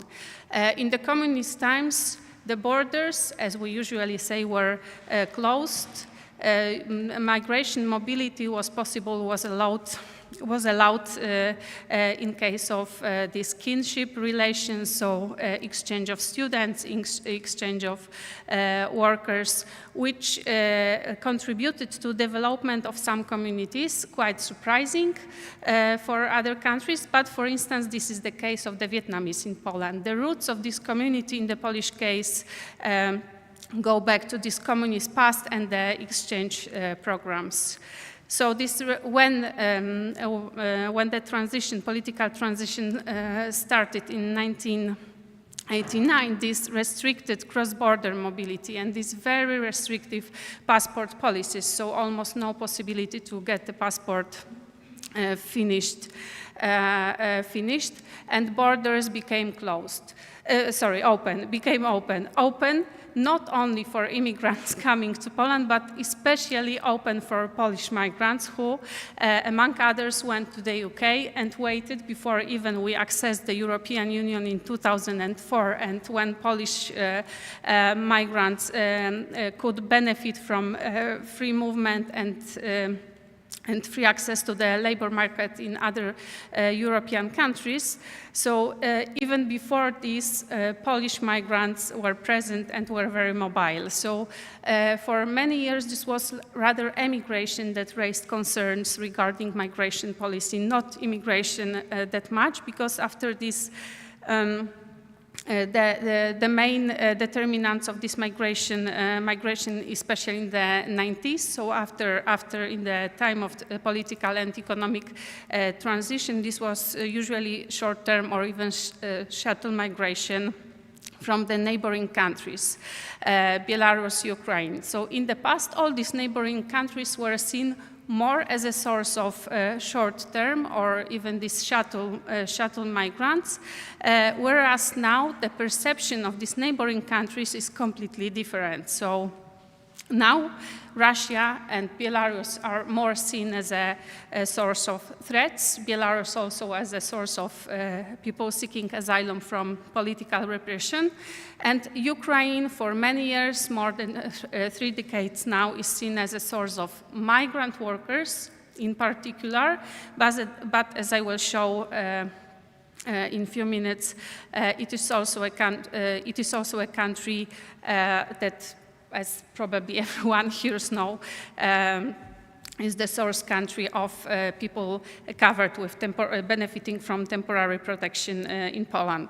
And no matter how much we complain about the situation in Poland, economic situation, social policy, and so on, Poland is a part of the global north. What does it mean? That it attracts migrants from less developed countries, from less developed regions, and is considered a safe country. So this is quite important to remember, that even if we are seen, Poland, the country is seen as a transit country, especially in this situation when we are a full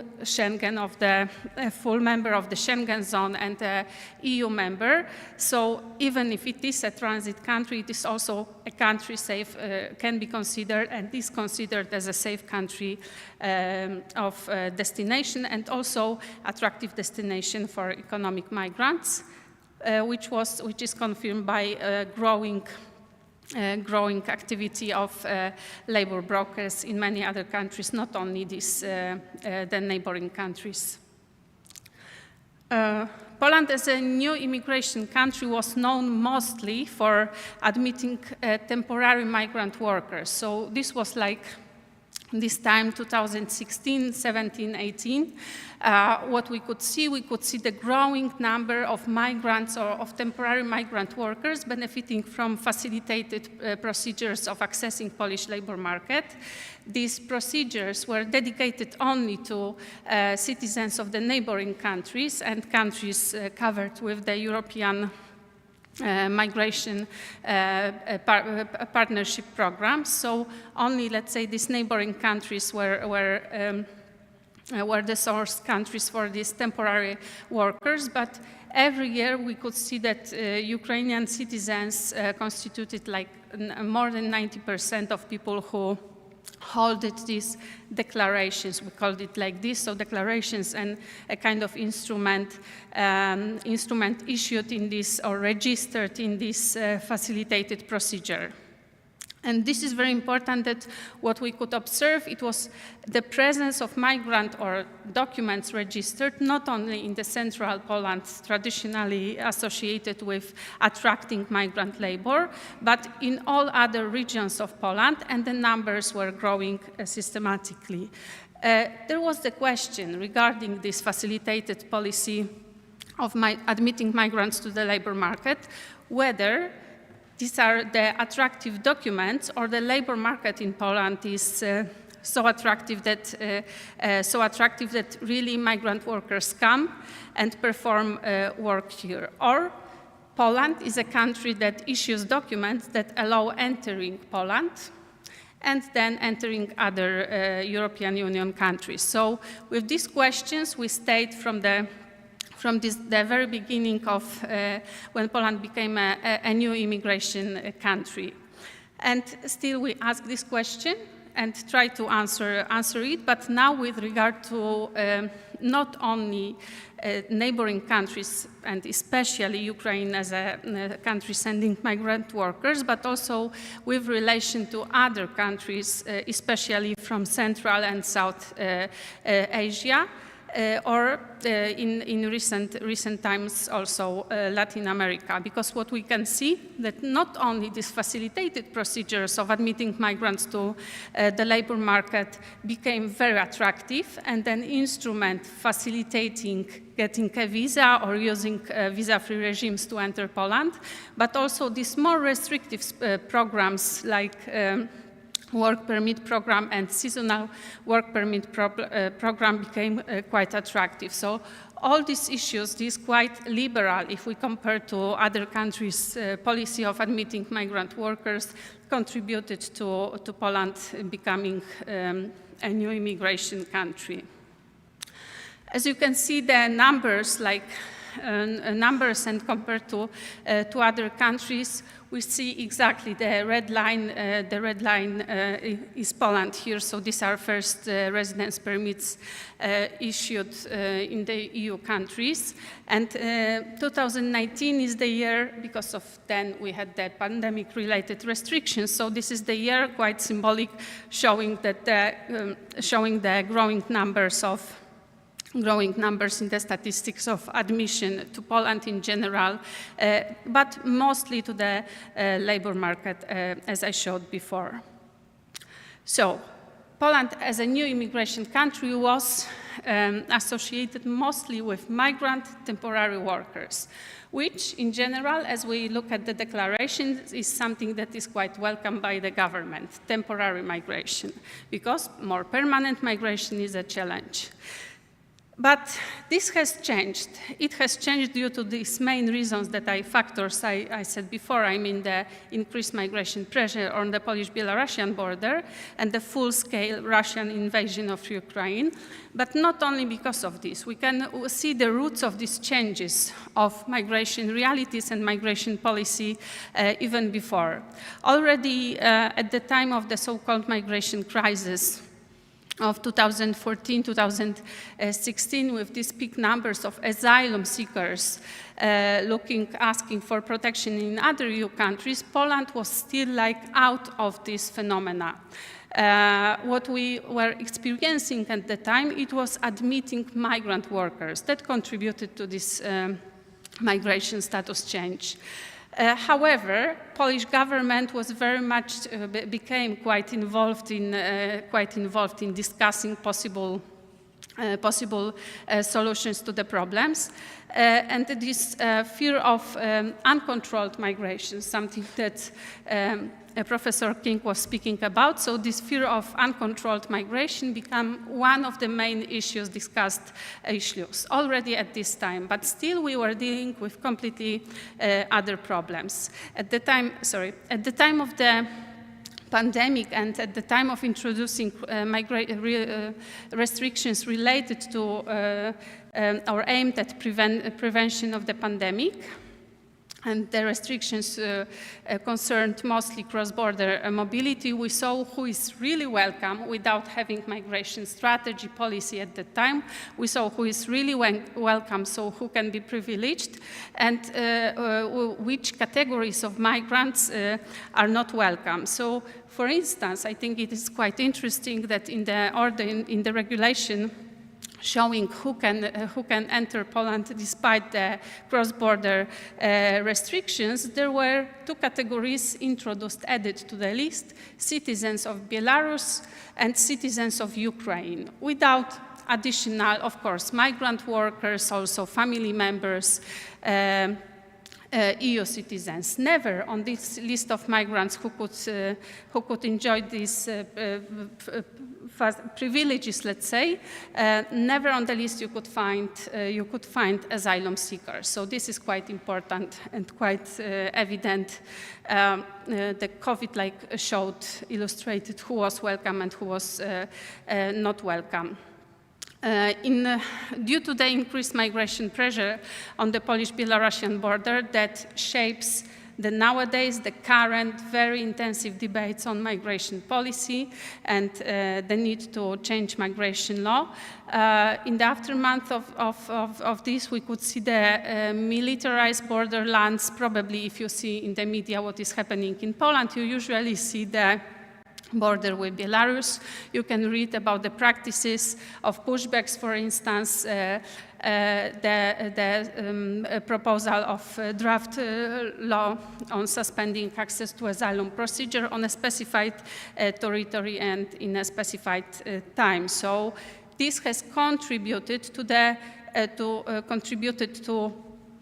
whole process of changing the legislation, but to be honest, it is a kind of continuation, because we could see already from 2015 that access to asylum procedure was somehow maybe not suspended officially, but problems with having possibility to ask for asylum at the border crossing point, so not at the green border, appeared and were reported already in 2015 at the border with Belarus. So it's a kind of continuity, but the fact that everything is happening at the green border and the fact that it is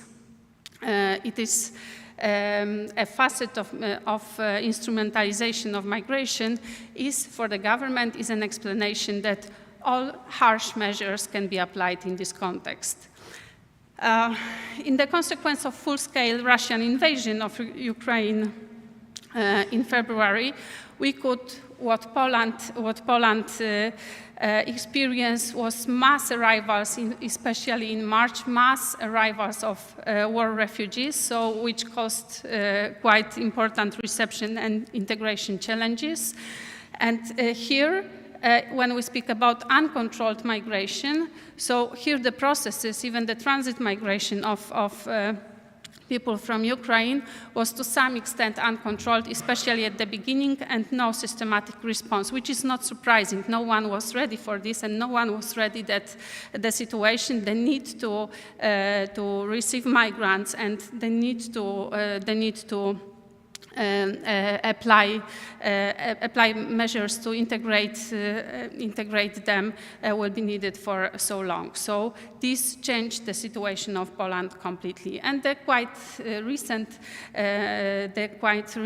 cash for visa affair and the burden regarding visa-free regime associated, for instance, with Colombians. Quite surprising. For some people, Colombians working in food processing are needed because they replace Ukrainian men who are not present in the sector. But on the other hand, they are seen as a burden for not only the labor market, but a potential risk for regarding migration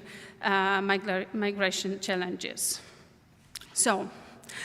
All these issues, all these factors that I mentioned also affected the migration policy development and migration control. This migration control sometimes looks as being in breach of law or beyond the law, but what is repeated, especially now, because after some years of being without written, accepted migration strategy, in October 2024, a new migration strategy was adopted, and it is about taking back control, so regaining control, ensuring security. This is the title of this strategy.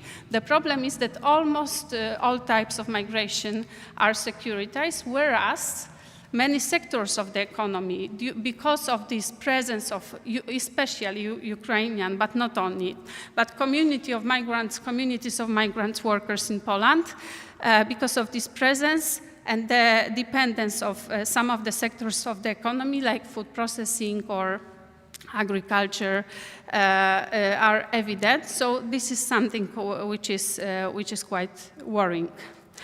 So migration is seen, unfortunately, in this strategy more as a problem, not as a process. So this is one of the biggest challenge. What we can also see that there are, but this is not new, not typical only for Poland, but there is discrepancy. So there are different declarations at the political level and different practices. So if we want to control migration and limit, for instance, arrivals of some groups of migrants, like recently a kind of suspending visa-free mobility from Colombia to Poland, then it turns out that there are some, not loopholes, but there are some other gates that migrants can use. And again, what is really happening is something absolutely different than the declaration. So the emphasis on full control and security is not always reflected in practice. One of the examples is that if we want to have full control, we have to have combined system, information system. For many years this is repeated, but this is not, still not happening very, very slowly. One thing I wanted to emphasize, because there was something about the role of academia and here also the role of civil society. It was crucial of society in general and civil society in reception of Ukrainian migrants. But unfortunately, when we try to elaborate, I mean the state tries to elaborate responsible migration policy, this role of civil society and academia is rather neglected despite the statements of its significance. But in the meantime, this academia especially, I am not mentioning here the civil society that is very much involved especially in providing integration services that are lacking because we do not have real integration policy in Poland, despite this big number of migrants being in Poland, and migrants in a special situation, so war refugees, in some aspects needing more care and attention. So there are some tools, and here it's a kind of advertisement that the Center of Migration Research is conducting a research panel between Ukraine and Poland, tracing and involving, asking these war refugees and also other Ukrainians who registered and agreed to be part of the panel about the plans, about different, very detailed aspects of especially economic integration. Because as you probably know, Poland is one of the, I think this is maybe not very unique, but in general this should be emphasized, that in the Polish case, 78%, it is according to OECD statistics, 78% of war refugees are active in the labor market, so they simply work. Also, this academia researchers provide information. What is the future? What are the plans of migrants? So, according to one of the studies, we could see that at the very beginning, like people didn't want to move, people who were refugees from Ukraine didn't even want to move to other countries because they expected that maybe it would be possible to come back to Ukraine. But with time, these plans are changing, so more people want to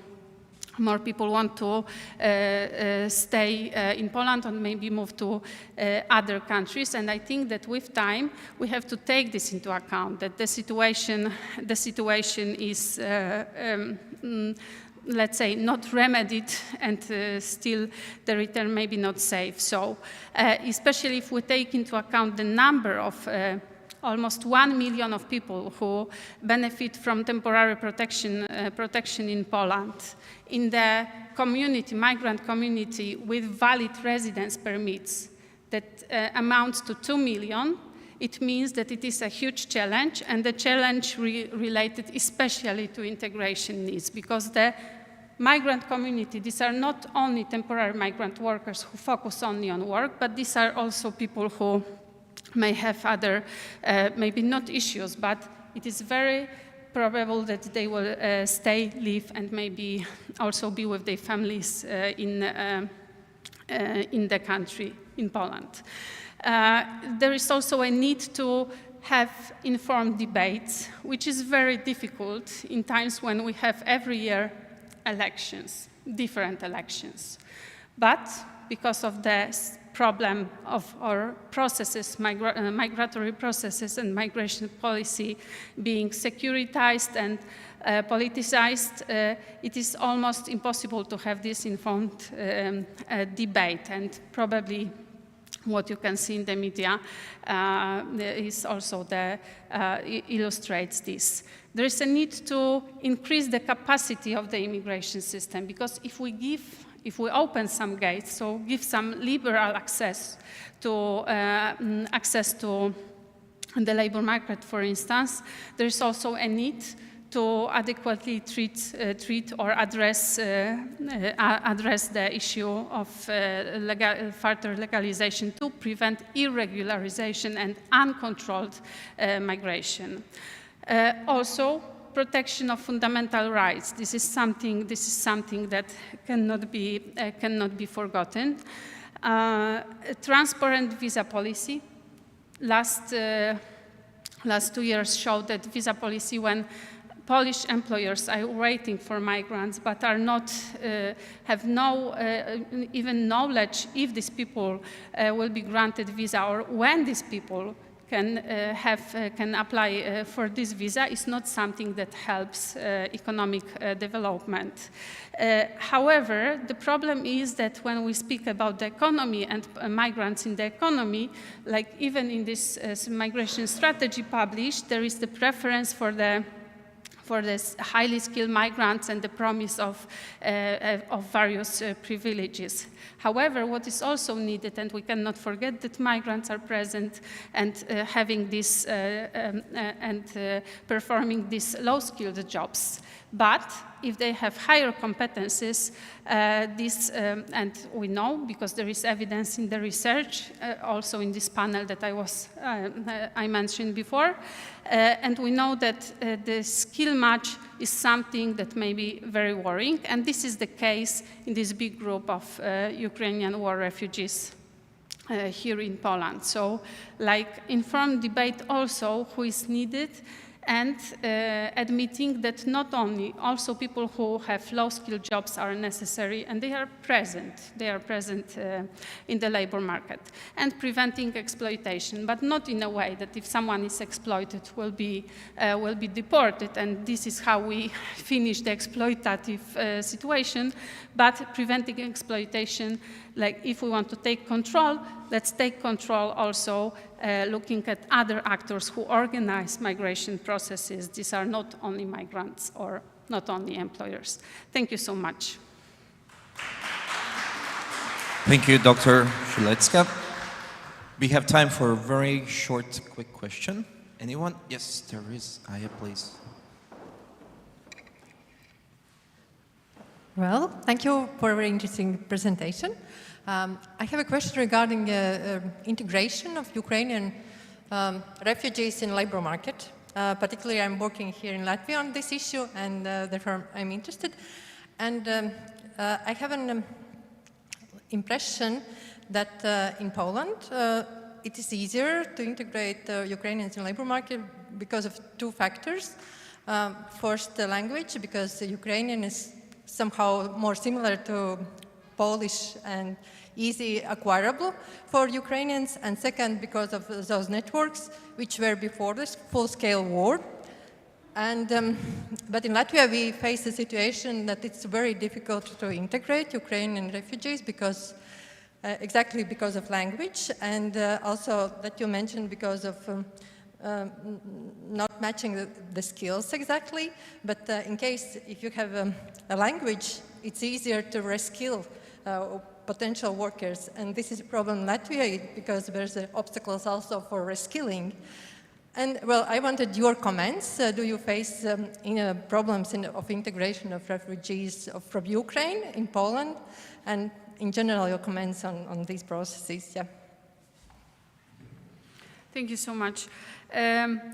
So maybe now I am not ready to give exact numbers, but what we saw also in this research, my colleagues, Paweł Kaczmarczyk, Agata Górny from the Center of Migration Research, what they saw, especially in this panel also, that the language, to be honest, no knowledge of Polish language, this is the problem that characterizes more this community or people who were refugees. I mean, they came after 2022. So even if Polish is quite maybe it is easier, more understandable. This is true. But those who came and they didn't plan to come here, there are differences because these people earlier, like the Ukrainian migrants in Poland who came earlier before the war or were coming as seasonal migrant workers, many of them came from Western Ukraine.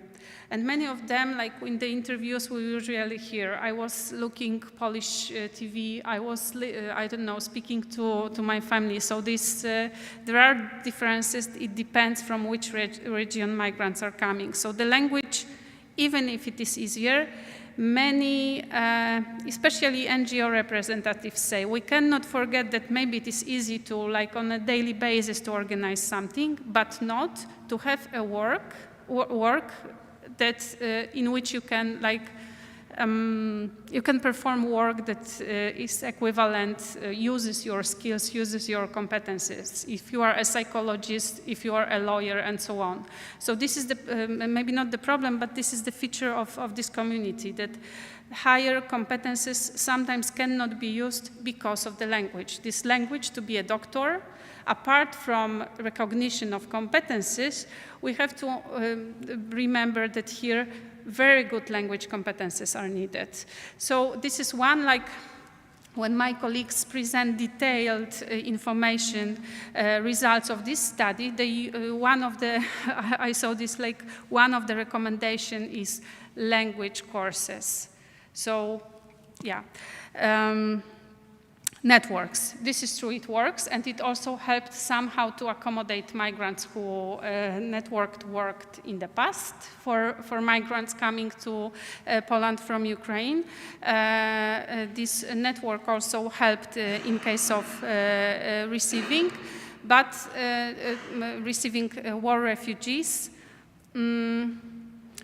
Yes, and I don't know, I will not neglect the role of networks, but here what we can also see that if we are speaking about de-skilling or reskilling people if they do not know the language, also when we characterize these people who are war refugees, I would call them, if they have higher qualifications and had work in Ukraine that can be performed remotely, so you live in Poland, but work for Ukraine, this is happening. So then these people,